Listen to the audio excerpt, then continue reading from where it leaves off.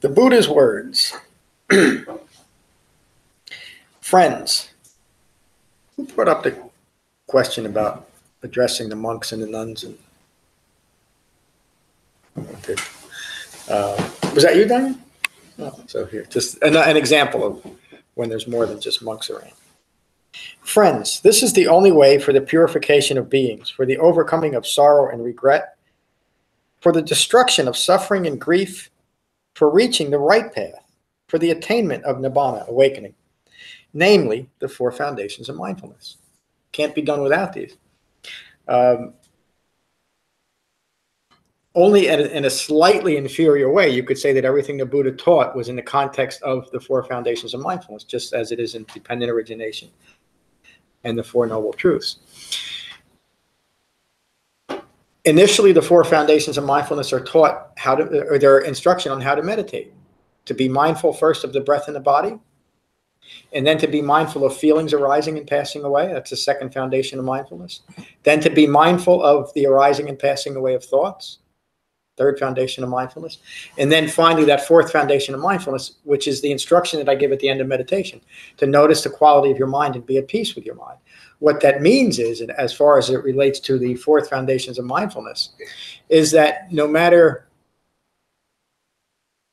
the results of feelings arising and passing away and thoughts arising and passing away, and whatever disturbances they may or may not bring in our mind, to also be mindful that the present quality of mind is as impermanent as those other feelings and thoughts. And why is that so important? Because if we can fully develop that idea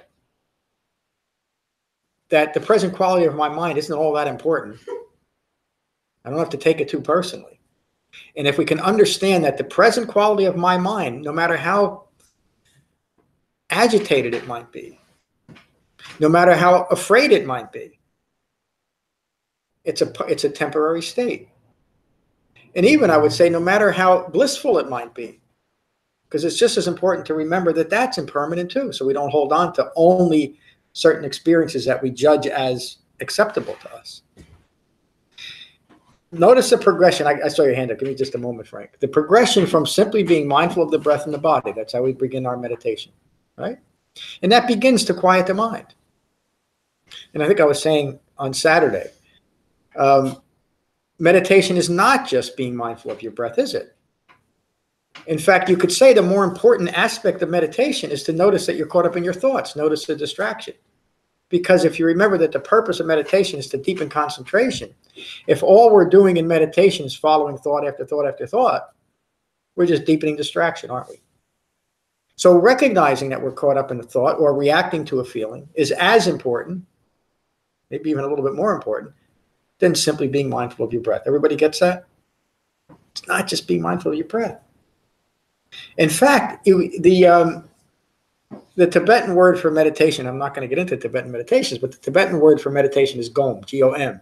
And what that means in Tibetan is to become familiar with your mind. So we're using the four foundations of mindfulness to develop a relationship with our mind that is calm and peaceful. Whatever quality our mind is in the present moment, be at peace with it. And understand the process that reacting to feelings and thoughts and running into a story from what I'm feeling and what I'm thinking simply exacerbates a less than peaceful mind, doesn't it? And that really is the important thing about that, the four foundations of mindfulness. And you remember when we went through, well, I mean, both suttas. We went through the Satipatthana Sutta, the sutta on the four foundations of mindfulness, in depth over the summer. There were 7 classes on that.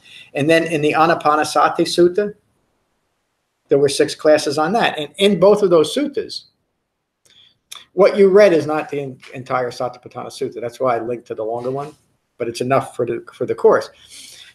In both of those suttas, the Buddha refers to other concepts of the Dhamma so that we start developing an experiential understanding of what is first presented as a concept. It's not enough that the concepts that are brought up in the Anapanasati Sutta and the Satipatthana Sutta are first the four foundations of mindfulness. We start deepening our concentration. And then to be mindful of the 5 hindrances. be mindful of be mindful of the 5 hindrances, to just be mindful that hindrances arise.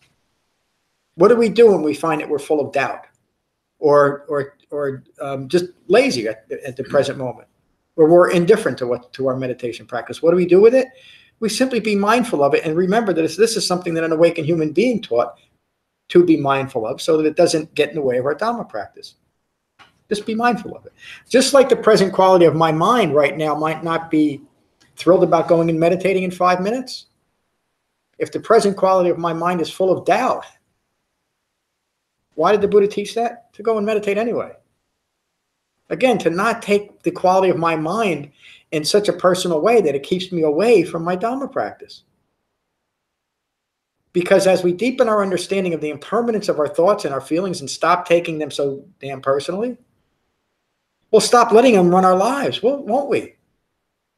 We won't let the way that I feel determine the day that I'm having or what I'm thinking about, even if it's something that I can't get out of my mind and it's distressing. I don't have to let that affect the present quality of my life, ever. That's great freedom of thought. That's the great freedom and the power that comes from the Eightfold Path. The next thing that's mentioned in the Satipatthana and the Anapanasati Sutta is to be mindful, to hold in mind from that well-concentrated state, the 5 clinging aggregates. And in the Satipatthana Sutta and the Anapanasati Sutta, the Buddha teaches to be mindful of the impermanence of each one of these aggregates. Now, of course, we need a well-concentrated mind in order to hold in mind that right view that we develop from the Eightfold Path, that what I'm feeling right now is impermanent. What I'm thinking right now is impermanent. In fact, everything is impermanent, including these things that I use to describe myself. The 5 clinging aggregates are form, feelings, perceptions, mental fabrications, and ongoing consciousness. Consciousness, ongoing thinking rooted in ignorance of Four Noble Truths. That's the 5 aggregates. Then the Buddha teaches to be mindful of, as remember, we're developing this mindfulness. This is right mindfulness. To be mindful of the 6th sense base, so as to recognize in the I don't think it's in the chapter in the Truth of Happiness, the one on the website, and actually the one in Becoming Buddha, talks about recognizing clinging that arises from the 6th sense base. Something comes in contact with my senses. I just love it. I want more of it. That's clinging. To be mindful of that process, or something happens and I feel upset. I'm in an argument with someone. Remember, even that's a temporary state. And if I can come back to my breath in that moment, I'll probably stop arguing with this person. But remember, that's all a temporary state. There's no reason to take any of it personally. Even if in the moment it is incredibly personal. Someone's screaming at you, calling you all kinds of names, and maybe a couple of them are true. But you don't take any of it personal. It's all a temporary state. There's no you in it. But through the 6th sense base, when we start saying I or me, remember in the Anatta Lakkhana Sutta, the Buddha teaches, recognize this is not me, this is not mine, this is not who I am. Let it go. Practice restraint at the 6th sense base. That's another aspect of mindfulness. And if you think a little bit about how we can do that, if our minds are constantly distracted by the story we're always stuck in, we'll never even think of practicing restraint at the 6th sense base, would we? We'll more than likely justify how we're feeling by blaming the world or blaming other people or blaming our dog or our parents or anything else, rather than recognize it's a temporary state. No reason to take it personally. Then the Buddha teaches to be, as concentration increases and mindfulness becomes well framed by the Eightfold Path, then we're able to hold in mind the 7 factors of awakening. We talked about that during the Anapanasati Sutta. Again, holding in mind, why are these things important rather than holding in mind whatever's going to occur tomorrow, or I hope I make it home before the snow, or anything else that we might use to distract ourselves?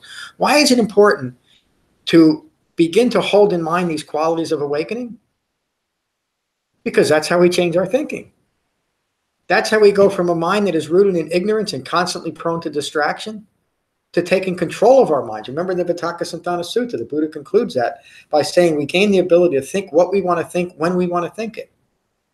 We learn to think in a skillful way. We learn to think in a way that's appropriate for whatever's occurring in our life right now. We think what we want to think when we want to think it. We learn to gain control of our thinking. And initially, when we're not quite living within the entire framework of the Eightfold Path, every time we bring the Eightfold Path or the 7 factors of awakening into our thinking, we're inclining our minds towards awakening, aren't we? We're substituting skillful thinking for unskillful thinking. And it is just that practical. And again, we need a framework for doing that, don't we? That's why the Buddha taught an Eightfold Path. So we can take our thinking from an ongoing thinking rooted in ignorance of Four Noble Truths to a way of thinking that is constantly inclined towards awakening. Holding it. So, and then the Buddha concludes both of those suttas, the Satipatthana and the Anapanasati Sutta, with emphasizing the importance to be mindful of the Four Noble Truths. It makes sense because that's all they ever taught, isn't it?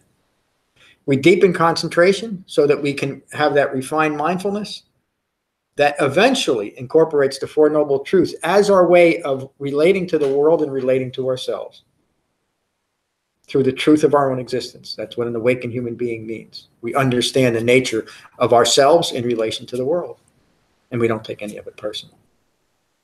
So that's enough of a talk. What I'd like to hear, you can say anything you want, but what I'd like to hear is how you're using those 4 foundations of mindfulness, first in your meditation practice, if you're able to notice the arising and passing away of feelings and thoughts, and also if you're able to notice the present quality of your mind while being able to be at peace with it, no matter what it's like. And if you're not, it's okay. This is what we're building towards. And any other questions you might have about the 4 foundations of mindfulness and their importance. So we'll start with Ram. Ram, good to see you today. Good to see you. Good to be back again.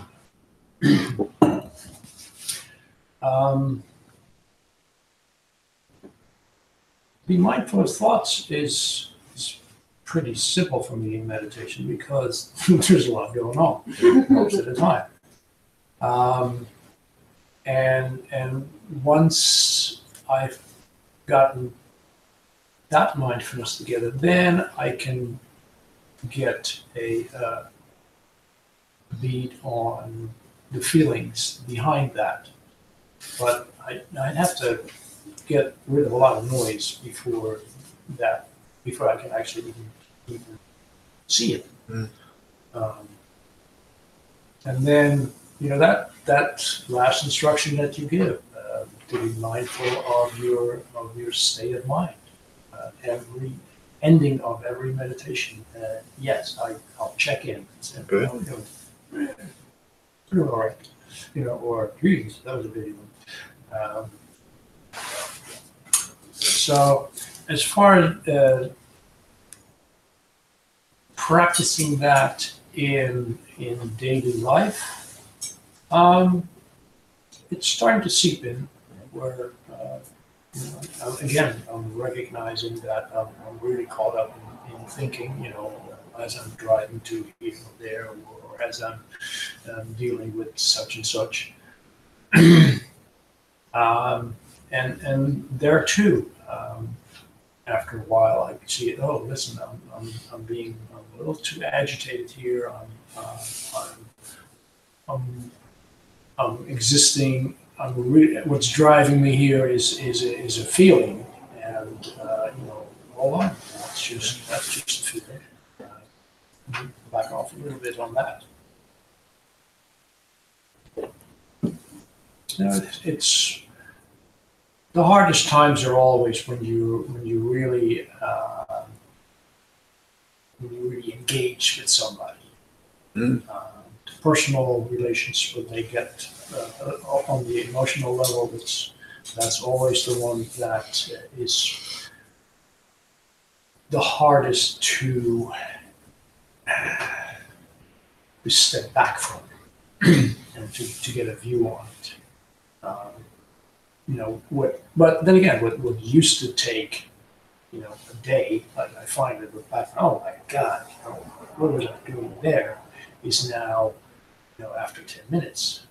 So there's progress. That's great progress. Thank you. I mean, that's again, you're practicing practical restraint when it comes up. That's exactly how it works. Good for you. Thank you. Frank, I said I was going to, I ignored you before. No, I'm I sorry. agree. So I got so caught up in what I was saying. I It's all forgot. right. Do you want to wait or did It's relevant to what I'm sharing. Okay. I'll just wait my turn. All right. Sorry about that. Christine, good to see you tonight. How's your practice going? I know you're just coming back, so you might not have an answer to all my questions. But That's going good. I liked reading the second chapter because it's actually like helping me, go through the meditation and be more aware of what's happening. Good. Do you understand that we first connect with our breath, and then to as feelings and thoughts arise, to simply acknowledge them and come back to the sensation of breathing? Yeah. And how that leads to concentration or deepening concentration? Yeah, absolutely. I That's- used to do more guided meditation, so it's really nice to have kind of like a guide to get through meditation, right? So Do you know there's recordings of this on the website? yeah, I just, Okay, yeah, so I good. just don't know. Good. Yeah. Glad you're here tonight. Keela, good to see you. How are you? Good to see you too. Doing well. I can see just within the week since I've come back and done the reading that concepts are distilling more, which is a good thing. And I find what happens on the mat is mirrored in what happens off the mat Yeah. in terms of the freight train getting carried away, and then all of a sudden you're like, oh, and then you come back to the present, to your calm state. But as I'm reading, I always suffer from analysis paralysis, and I'm reading, about the ego and the self and all of that, and I'm trying to, pigeonhole it and, find a overriding concept. And then I said to myself, well, if I just follow all of the other teachings, that ego's going to go away. That's right. And so I'm going to stop analyzing. So that was an epiphany for me. It is. Yeah. It is. It's a self-referential ego self insists on having an answer to everything it can think of, no matter what it is. I want an answer because I asked for it. That really is great insight. As we get into the remainder of the course, an understanding of what constitutes a self is explained, and we get into that in a little bit Right deeper. now, I So don't want to know. you won't. I'm glad you're here tonight. Please tell Lady I said hello. It's her birthday today. Oh, tell her I said happy birthday. I invited her. Should have been wrong. It would have been great. What's better than this? Thank you. Margaret, good to see you. Thank you. My practice is going well, and the observational experience of this is very interesting to play with. And I've noticed today that in having conversations with people that if I really focus on that part of it, it makes me a better listener. Oh yeah. Because instead of constantly thinking of, oh, there's a thought, let me play with that and that will be my response. It's like thinking of what your response will be to somebody instead of actually putting that aside and listening to what they're saying is really changing, I think, how I communicate with people. But the thing that I'm sort of feeling is that my mind, it seems like there's sort of two states of mind, and that's really it. It doesn't really get any more than that. It's either pleasant or unpleasant. Either distracted or not so distracted. Well, that's good. I guess, but I'm hoping for a little more. There's probably going to be more than that. But thank you. It's so important to recognize the benefits. It's really the whole point. It's what keeps us going. And the benefits are all practical. And an awake and fully mature human being has developed the ability to be mindfully present all the time. And we become very good listeners that way, being able to be mindfully present rather than thinking, a response or a reaction to what this is going or where I might be. I don't want to be here right now. I want to be someplace else. That's an act of mindlessness. So Great. I'm glad you're here. David, good to see you tonight. I think I came at a perfect time 8 weeks ago to teach you some mindfulness. And then I took the opportunity this week to listen to all 7 of the mindfulness talks Wow. that happened in June. And sometimes you just have these moments where you say something and it nudges you over like by 1 degree. And your comprehension of what you've been sitting and listening to has changed. And I found that with going over those June talks that I had a wiser relationship with the 3 marks of existence. It struck me that, you know, the breathing in and out, and I'm not just looking for a peaceful sit. I'm there to observe. I'm there to realize that it's not always an easy ride, and you know, it's not personal. You know, it's happening, and it's not permanent. So it's been very helpful, and certainly getting off the cushion. You know, just things are just slowed down, and you're just more aware of how you speak to people, and when things arise. And I think I was telling Mary that the hardest thing that I find is between Mary and I, because that second arrow comes fast. You know? You're so close. So I'm much more aware of that. You know, I know Mary is, so very helpful. Thank you. And so you're able to practice restraint much more naturally too. Yeah. And again, it's so important to recognize the change. And 8 weeks is really remarkable. But, Oh, all that time before that. I mean, that's certainly it just the topic of mindfulness has been centered. yeah. You know, and, you know, now this it's been the central, you know, theme. Yeah, and it really is to the whole point, but it's a refined type of mindfulness, isn't it? It's focused in a certain way. So, thank you, David.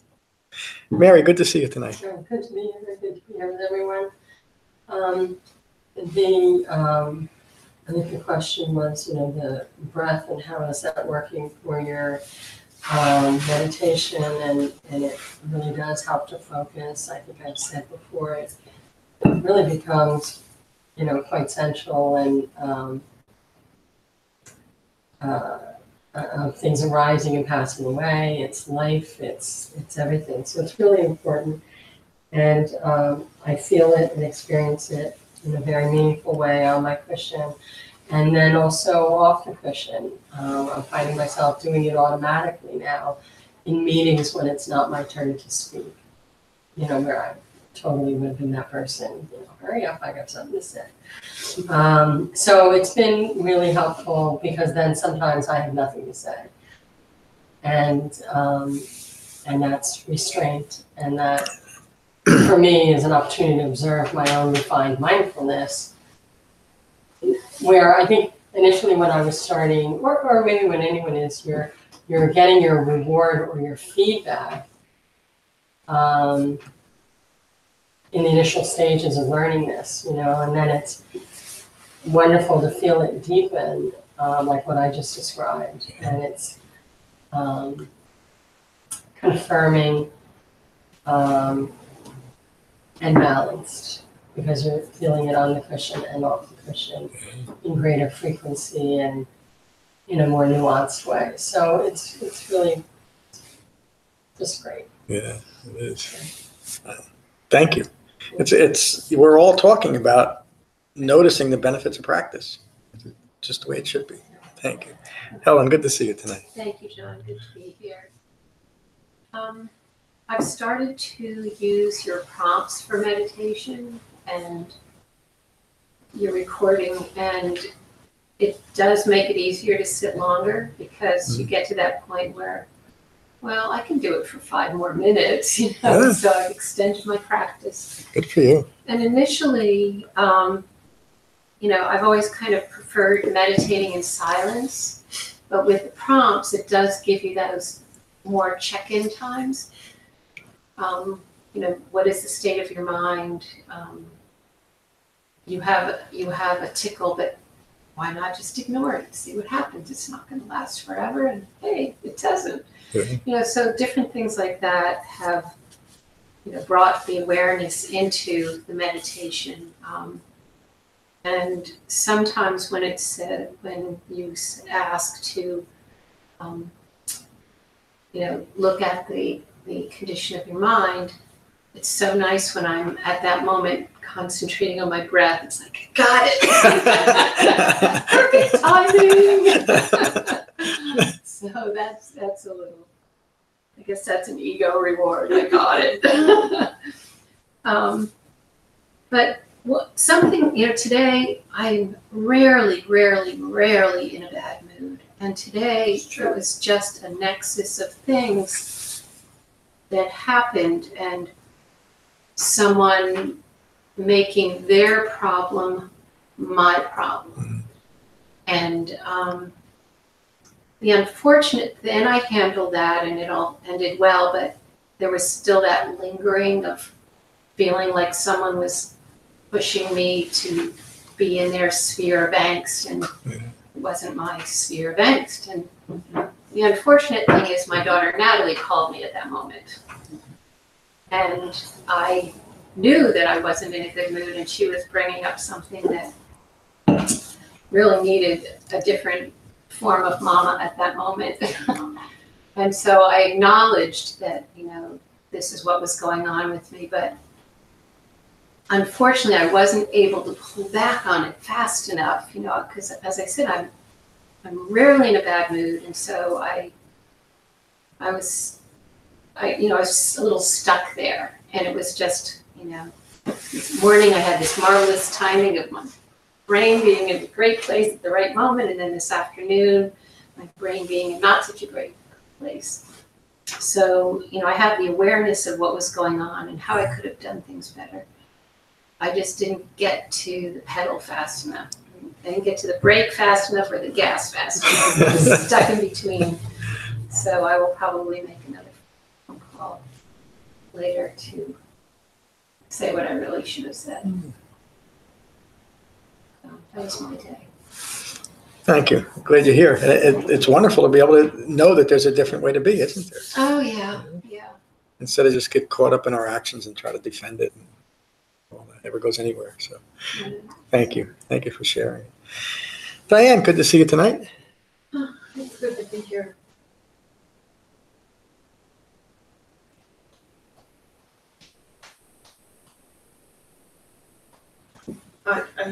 I'm very thankful for the breath, because in realizing that, I mean, and this is impermanent too, but it's like I don't have to be afraid of my mind anymore.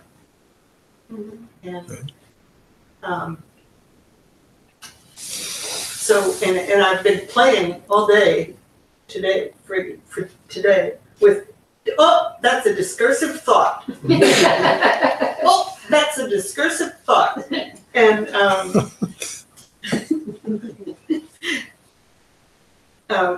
I think more than anything, what I'm having difficulty with right now is literally sitting on my tush because of some pulled muscles, and there is a lot of pain.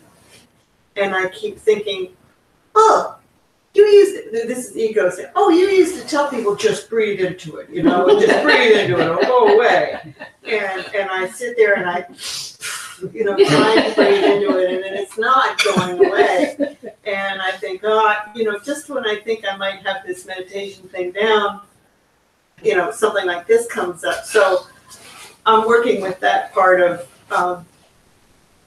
the mindfulness. I mean, the physical is really bothering me to sit right now. And that's like lifelong non-problem. I mean, I've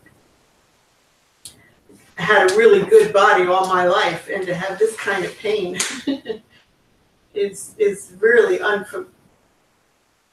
unfamiliar. It's unusual anyway. So, but I figure it's impermanent, and it's actually getting better. And I'm learning a heck of a lot. Some of these things that you have to learn. I think there should be an age when you stop having to learn. You're Course. But anyway, I'm just not even overwhelmingly, just deeply grateful for this practice in absolutely every corner of my life. It's keeping my mouth shut when it needs to be shut, and it's not insisting. It's just improving the quality of my life immeasurably. And I was going to comment on this. The other people here are smart enough to say the condition of your mind, the state of your mind. But every time you said the quality of your mind, I thought quality is in, that's good quality. It's good stuff. And sometimes when we've finished a meditation and you say, how's the quality? I'm thinking, oh my gosh, he doesn't want to know. They call that quality. It's not quality. So I won't struggle with that as much, because now I know it's going to be conditioned or state of my mind. So It's always changing. So I don't say notice the good quality of your mind. Just notice the Don't quality. change it. Quality I'm can just be getting this down now. quality can be skillful or unskillful, good or bad. It doesn't matter, because it's impermanent and there's no you in it. That's the important thing. Thank you. Glad you're here tonight. Bonnie, good to see you. Nice to be here. So my mindfulness and my meditation is doing really well. Of course, it just keeps deepening. And so, not that this is earth-shattering, and I actually can't remember if it was this morning or yesterday. I think it was yesterday. Your new prompt about notice what arises and what falls away has been helpful in some ways when I'm really distracted by my thoughts. But so it's sort of like, for me, it's like my breath is on top of the thoughts, so that I can. So there are times, like for example, like when I have an idea and I'm working on something and I keep focusing on it and focusing on it and focusing on it, and maybe it morphs into something else, but I'm like trying to solve or figure out what that is. I thought, well, what if I could focus on my breath in the same way? I think because the breath is something we do so naturally, in and out, and I've been wrestling with just allowing it, just I don't have to work at it, but to focus on my breath with the same intention that I focus on my problem solving, so that it's not, I still, I have monkey mind, or I have the thoughts and I'm going back and forth, recognizing that it drifted and come back. But that idea about trying to notice the different subtleties, because, the breath, you do have to really, it's like the study is almost like looking into a microscope, because it is so much more subtle than something that's visual for me, or color, or or a problem that I'm working. So it was really interesting. I don't know where it'll go, but I go through phases of things that filter in to help me with the breath. But that was really, I found, so we'll see. So if I can, when I'm distracted, come back to my breath, to observe my breath with that same intention. So it's helpful. That's extremely helpful.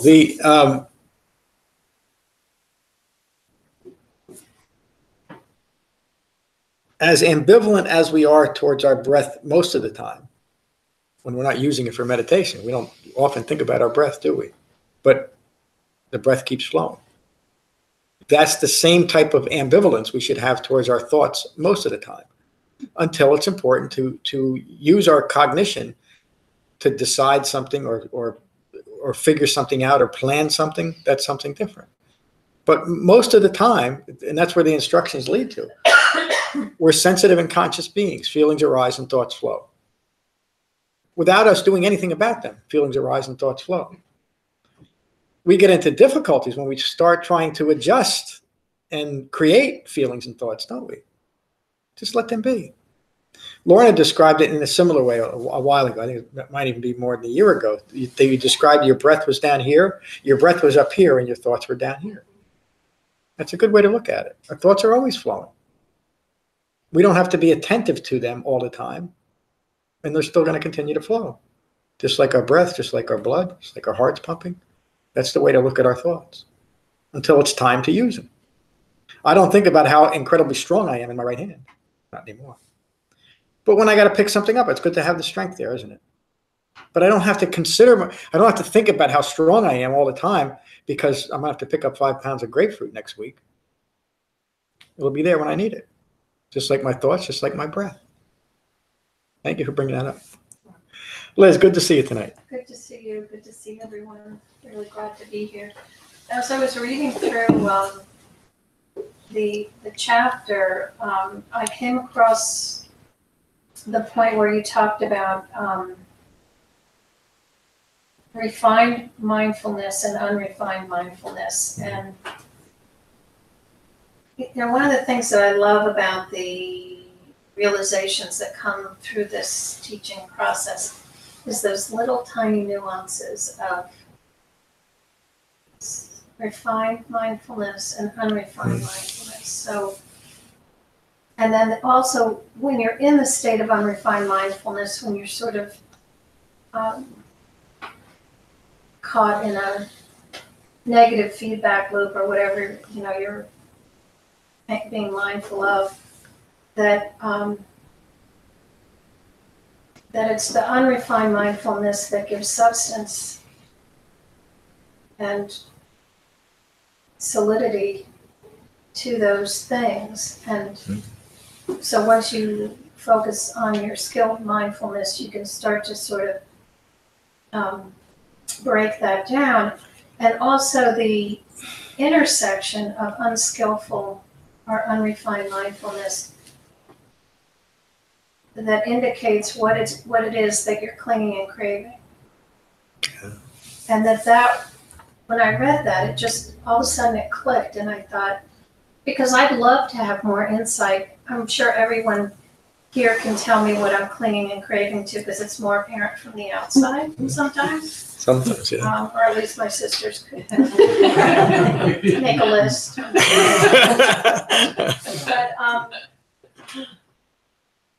I think it's going to be surprising to find out that it's not necessarily everything I think it is. And I'm curious about that. So I've just been playing around with that since I read this afternoon. The idea of, and I'm always fascinated with the skillful use of the Dhamma. When you find yourself in a situation where you're maybe not behaving how you want to, or the situation has gotten to a point where you didn't want it to go, how you can sort of backtrack with skillful use of the Dhamma, and be in a better state of mind. The idea of refined and unrefined mindfulness, that you may be being mindful, but you're being mindful of something that you're craving or clinging to.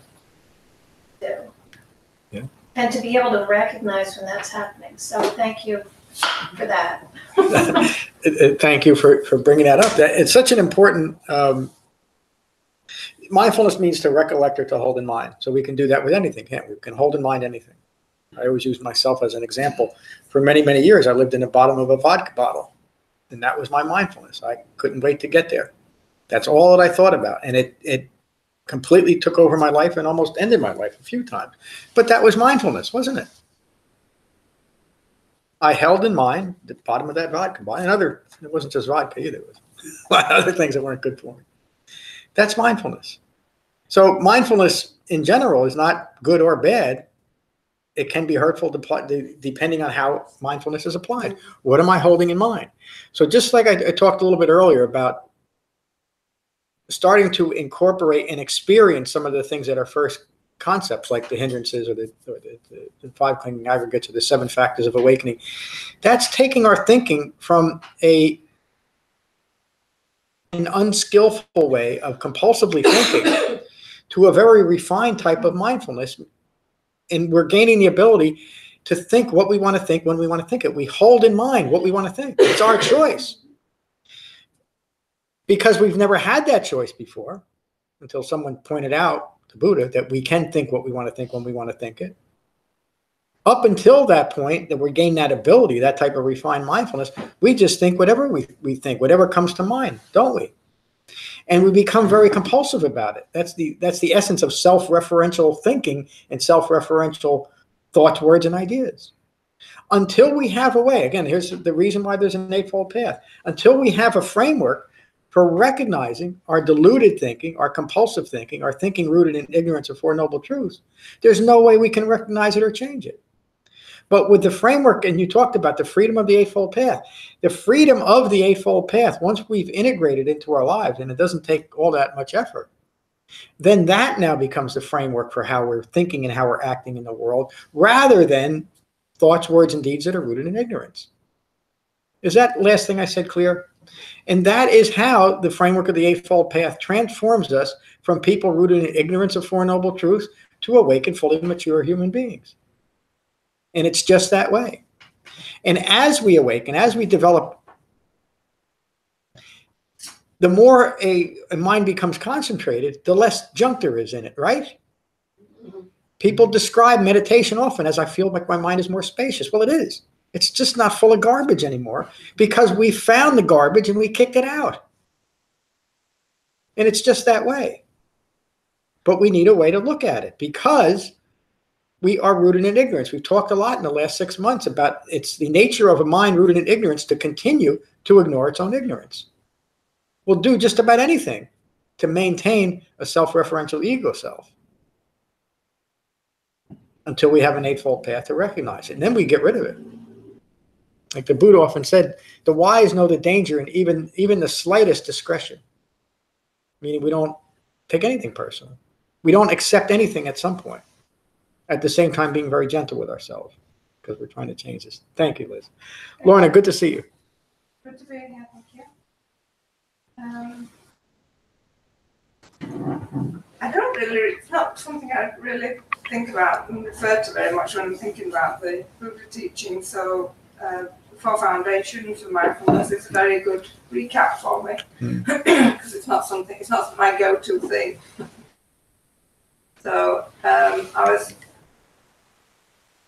was a little surprised that I'd forgotten about your outside thinking when you're thinking outside of yourself and just thinking about your thinking is that way. So that was a good refresher point for me. Yeah. And just what you were saying about kicking the junk out of your mind. I've been thinking lately that when you're making your choices, going through through your life, really, you're just trying to line up the outside world with your own referential thoughts. You know, what type of picture looks nice there is just you just try to choose a picture that you think should look there through your referential thoughts, for instance, or the color of your wallpaper, or your type of clothes, whatever it is. And you're really just lining up your life just to please your own thoughts of what it should be like. And we do a lot of that, which is just a complete waste of time. Because everybody has different ideas anyway, so who knows what a good picture looks like anyway. You know, it's so we just do a lot of wasted thinking, and you're just saying, we kicked a lot out of our mind. And that's just the sort of thing we should kick out of our mind, is just lining up the outside world to please our conditioned thinking. Yeah. That's what we should be doing. And then just on another note, I've sometimes in the wintertime I have the SART condition, Affective disorder. that's right. And which I do get intermittently through the wintertime. But it's got better and better. Yeah. It really has. And this winter I've noticed that before, when I sort of got the depression thing going, it kind of went on for days until the weather changed. I've noticed that I can sort of have it's kind of like a mild depression on me in the afternoon, and in the evening it's almost gone. Not gone, but almost gone. And it's what used to take for days. It just used to like settle in until the weather changed. It was settled. I was depressed, not that, but and for a good while. And now it's, as I say, and it never even occurred to me that you can be depressed in the afternoon and be relatively okay. It never even occurred to me that could happen. But now the depression thing is getting lighter and lighter and lighter. And so that's a good thing. So that's just something I'm sharing with you anyway. So Thank you. Yeah. Yeah, more practical benefits, and that's just as it should be. Thank you. Frank, good to see you tonight. Good to see you, John. Good to be here and see everybody.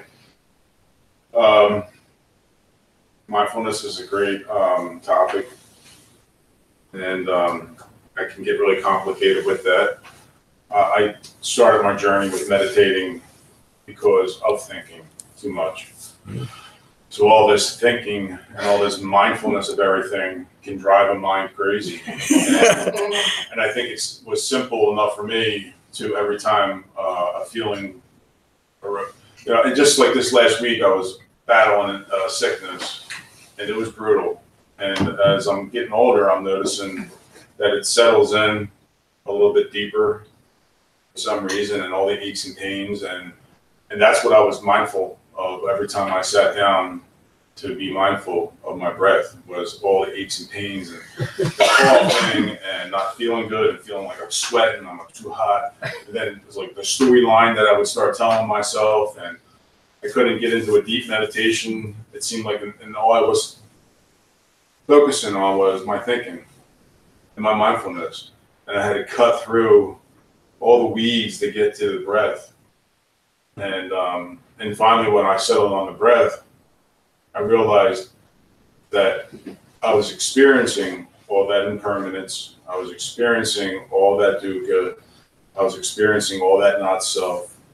I was experiencing the first noble truth, and I was experiencing the second noble truth. And in that moment, when I found the breath, I had the third noble truth, and I realized where I was on the path, the Eightfold Path. And then it was like I was being mindful that I was being mindful of my breath. Almost, I was experiencing the mindfulness.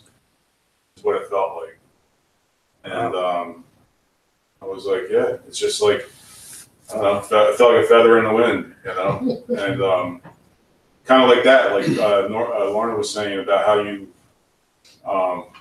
you're mindful of the impermanence of everything, and you can be mindful that you're in a depressive state and it doesn't make you feel negative, you know, or you can be mindful that things feel really right at this moment and that you're in a happy state, except I'm not attached to it. And I know that, and not in a gloomy way that it's going to end or that it's not there forever. It's just that impermanence. It's like the passing clouds. Yeah. Yeah. You know, feeling like sunshine, whatever. Thank you, Frank. That again, you're describing the essence of mindfulness, and you reminded me of something that David said, that the whole Dhamma is in the next breath. When we can have that type of mindfulness, when we can be that present for our life as our life unfolds, without taking anything personal. Thank you, Eric. Good to see you tonight. How's your practice going? It's good. How are you doing? I'm doing good. Thank you for asking. Yeah, this week it was definitely like more persistent than it was the week before. Like the reading, I enjoyed doing the reading this week. I just thought that like it kind of like tied like I could relate it a lot to the first chapter. Yeah, it was just like good to hear. Yeah. Just like keep on practicing it. All right. Thank you. I'm glad you're here tonight. You're seeing the relationship between deepening concentration and noticing the arising and passing away of feelings and thoughts, not getting distracted by it, coming back to the sensation of breathing. That's meditation. Good. I'm glad you made it tonight. Any other questions or comments on this week's chapter? If you have time, it wouldn't hurt to review some of those talks on the Four Foundations of Mindfulness from over the summer. But next week we'll read the chapter on the Four Noble Truths, and I'll give a little talk on that, and we'll discuss that. And maybe as you're reading the chapter, just look at it from that perspective, that everything the Buddha taught was in the context of these Four Noble Truths. So, and we'll talk about that next week. I think that's it. No other questions, comments? No, nothing? Did you say you were planning a retreat? Oh, our next retreat is May 17th to the 20th up at the Wan Dharma Center.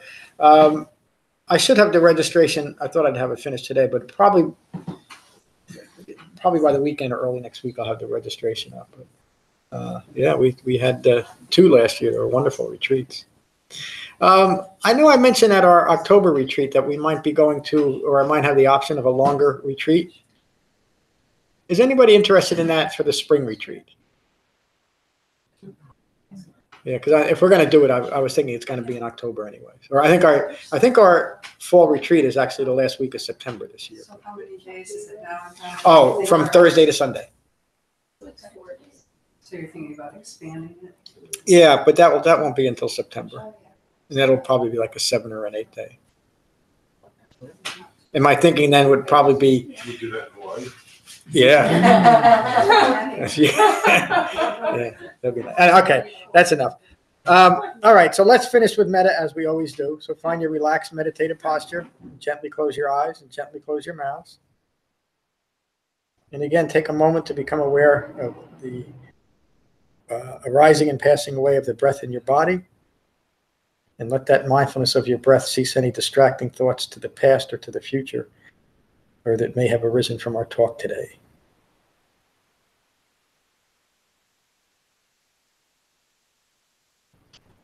I'm sorry, I'm having trouble finding it.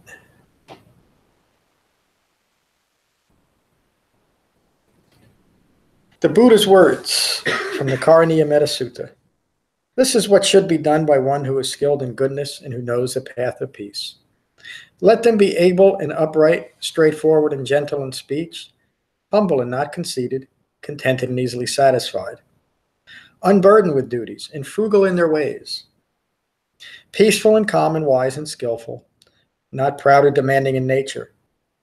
Let them not do the slightest thing that the wise would later reprove.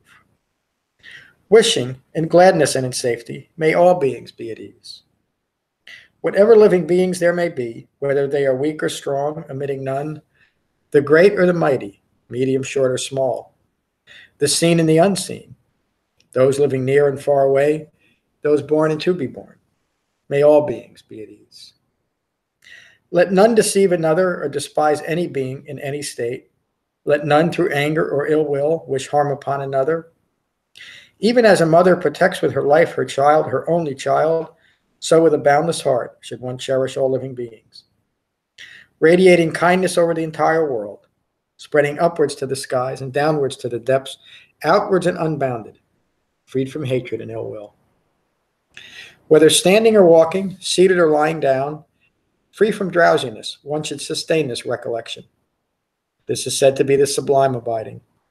By not holding to fixed views, the pure-hearted one, having clarity of vision, being freed from all sense desires, is not born again into this world. Thank you all for a wonderful class. Peace. Peace. And thank you for the folks that joined. Get home safe, everyone. Yeah, The cushions can stay right where they are.